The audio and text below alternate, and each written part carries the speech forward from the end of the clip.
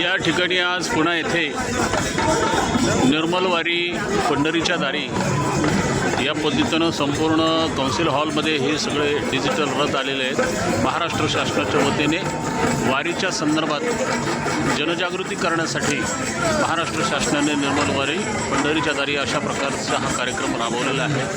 अतिशय सुंदर पद्धतीने वेगवेगळ्या कलापथकांच्या माध्यमातून या ठिकाणी निर्मलवारीचं नियोजन झालेलं आहे।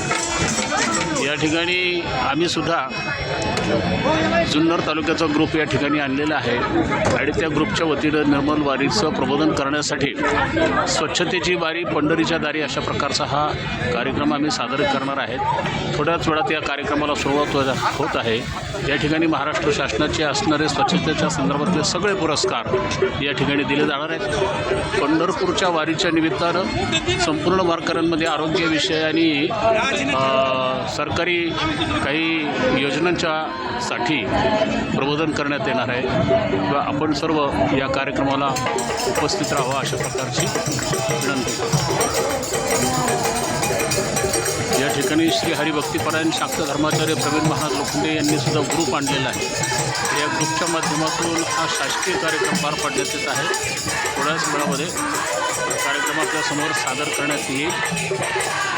निर्मलवारी पालखी सोहळा 2025